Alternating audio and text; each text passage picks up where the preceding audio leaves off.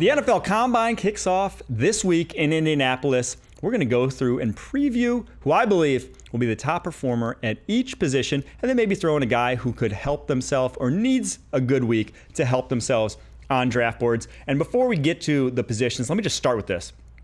Yes, the Combine matters. It matters in context. It doesn't just matter across the board that a guy blows it up, he's going to be a great NFL player. You have to, one, have watched the film beforehand. If you go in dry to these events and think the guy that just ran a 4.3 and had a 45-inch vertical is the best prospect at his position because of it, you're doing it wrong. You have to have an expectation for a guy, and it matters for some positions more than others, specifically defensive end, defensive line, very traits-based position. Cornerback, a very traits-based position. Center is not really a traits-based position. Wide receiver, not really as much a traits-based position in terms of the testing numbers mattering as much as you think. So there are positions that matters more than others, but imagine the context of who you think a guy is. If you think a guy's a speed threat at the wide receiver position, well, he better run low 4.4 into the 4.3 or 4.2s. He better be fast on a track. If you think a guy is a bull rusher as a defensive end, well, then he better have long arms or high-end explosive numbers that make you think he can bull rush NFL caliber strength at offensive tackle. So it matters in the context of what kind of player you're evaluating. Not every player is the same. Not every player has the same context. Because of that, the numbers don't necessarily mean all that much in a vacuum. That all being said, let's get to the positions. Quarterback. Jalen Milroe from Alabama is the guy who has the most to gain and should. I think I go back a couple years ago when Anthony Richardson went to the Combine when a lot of quarterbacks don't run. Last year, it was just Sam Hartman. But Anthony Richardson went and he did everything. He had a vertical jump. He had a 40. Broke records at the position, and all of a sudden it went from, he's this fun, maybe mid-first rounder guy to, he went number 4 overall to the Indianapolis Colts. A guy with just insane traits boosted him up the board. I'm not saying Milroe does that. I'm saying he should test, and he should test really, really well. I think break the Combine 40 record for the quarterback position. And if he does that, he'll make himself some money because that is his trait, running. That is his elite trait. He needs to throw well too. Obviously, that would help. But putting those numbers out there and really planting his flag on that football field there in Indy, I think could make himself some money. The guy I think needs help that could have a big week in Indy, and more from a throwing perspective, I think Dylan Gabriel. I think his arm needs to show it versus the other guys there. I think it'll be probably about as good as everyone not named Cam Ward. I think he just needs to be accurate. He was very accurate on tape at Oregon. I think he's a guy that probably should run too. I expect him to run the 4.6s if he does. So all those put together, he needs a little help. I think he could put together a good week. Running back, Basul Tutin from Virginia Tech. This guy should run the 4.3s. I watching his tape, getting him out in the open field, the guy is a lightning rod. That is why you're drafting him. He should have the biggest week of anyone there in the running back class. There's some other guys, though, Travion Henderson, as such, that there might be a number of guys going the 4.3s in this running back class. It's a deep, deep class. The guy who I think needs help is Dylan Sampson from Tennessee. He's not big. He's not particularly fast. He needs to put those concerns to bed there at the Combine. Wide receiver, I've mentioned this guy a zillion times, but Kyle Williams from Wazoo is my pick to have the best Combine. Isaiah Bond in the mix as well. I think Trey Harris from Ole Miss needs some help, though. He's a guy that produced really, really well this past season when healthy, but there's real questions about his speed. Will he break 4.5? Didn't look like it on tape, but if he could make his way into the top 50 picks. All right, tight end position. Elijah Arroyo, if you watch the Senior Bowl at all, this guy from Miami, you know he's going to be a stud at the NFL Combine. A threat to run the 4.4s, at least somewhere in the 4.5s. Guy has the body type of a wide receiver that just is a jumbo, 250-pounder. No concerns about his size on tape, and a big play threat consistently there at Miami. I think Gunnar Helm from Texas needs a little help. It's a crowded tight end class. He's the guy that I'm looking forward to. I had him pegged as like a 4.7 guy, maybe high 4.6s based off of tape. If he goes a little faster than that, he could be a top 50 pick as well.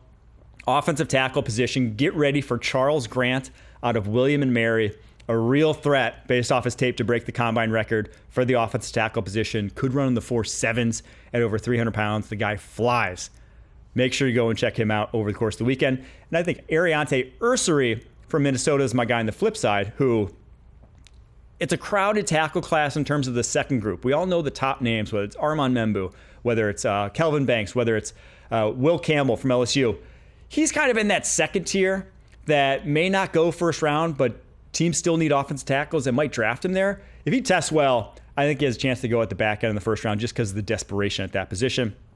Interior offensive line, I'm going Armand Membu, though. The Missouri interior offensive lineman is huge. He's 330 pounds, and he can move. He might be the fastest guy outside of Charles Grant in this tackle class, and he's got about 38 pounds on Charles Grant. The guy I think needs a little help, Jonas Avenaya from Arizona, tackle to guard convert. Questions about how fluid he is. Hopefully his short shuttle, 3-cone, that's where I'm going to be watching. Now we're flipping to the defensive side of the ball, and we're going to start defensive tackle, where my prediction for the top performer, there's a lot of guys. It's a loaded DT class, but I'm going to go with Kenneth Grant, the Michigan defensive tackle, the other Michigan defensive tackle, because Mason Graham's probably going top 5, top 10. He won't go too much longer, especially after his combine performance. This was a guy who, before he stepped foot at Michigan on campus, he was on Bruce Feldman's freaks list. He's 339 pounds. He might run in the 4.8s at that size. The guy really can roll, long arms, a lot to like on the interior. Expect him to be on a lot of top 15 mocks. After this, I think the guy that needs help is none other than Deion Walker from Kentucky in this defensive tackle class. He was in everyone's top 10 heading into this season. 6'7", 340 pounds, very similar sort of size to Kenneth Grant. But his play fell off a cliff this year. He dealt with a back injury. You saw him at the end of games really wear down, struggle against double teams. At 6'7", it's tough. It's tough to play low consistently. He needs to go to the combine, and he needs to put up some good numbers there to say, hey, I'm still a genetic freak, even if I'm not in your first round mocks anymore. Edge position, defensive end, it's Shamar Stewart from Texas A&M. He might do record-breaking things at his size at the combine. Now, you see the stats on the screen there, 1.5 sacks. He is a polarizing guy because of that, because it didn't turn into production at the collegiate level just yet. But you don't need many moves when you're on a 4.4 at 280. You need like one bull rush. If you can master that, that guy's going to be a problem at the next level. The guy who needs help, though, at the edge class, it's his teammate. Nick Scorton, the Texas A&M defensive end, a guy who looked heavier this year after transferring from Purdue as a sophomore, where he was uber productive, double-digit sacks, high-end transfer portal guy in terms of what he got in terms of NIL money.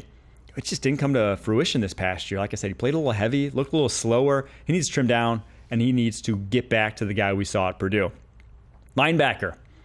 Jihad Campbell is the obvious answer from Alabama. He's going to test out the gym. But I went a little deeper down the board, and I went Nick Martin, the Oklahoma State linebacker. He had 66 stops as a redshirt sophomore in 2023. Gets injured a few games into the season, but was on pace for actually more than 66 stops, which was top 5 in 2023. He's 6 foot, 220, and as you see on the screen, though, the guy is absolutely jacked to the gills. He might run low 4.4s, jump out the gym. The guy is an impressive specimen. Guy who needs help, Chris Paul from Ole Miss. Tape was awesome. He's just really undersized and need to see what kind of athlete he is. Cornerback, Darian Porter from Iowa State. Get to know this name because he might run the fastest 40 of anyone at the combine. He had the fastest GPS time, the second fastest GPS time in the Senior Bowl history since over the past decade. The only one faster, Tariq Woolen. He ran a 4.26. So this guy was likely to run either low 4.3s, high 4.2s, and if you watch him on tape this year, wide receiver turned cornerback, only 5 catches allowed all year long with 3 interceptions, playing a part-time role there. I think A.Z. Thomas from Florida State, BMAC's alma mater, he needs a little help. He needs to put up some big numbers to get his way back in the first-round conversation. All right, safety position. Nick Amanwari, South Carolina. Everyone's going to be talking about him. He's 6'3", 227, going to jump over 40 inches, going to run the 4.3s. So the guy is a specimen. His range is insane. He hits like a brick. I think at the end of the day, he ends up a first-rounder. Guy who needs help, I'm going to go Jonas Sanker from Virginia, a guy who I think will test well, but he had some bad plays biting on double moves and whatnot this past year. So there's your combine preview. My prediction for the top performers.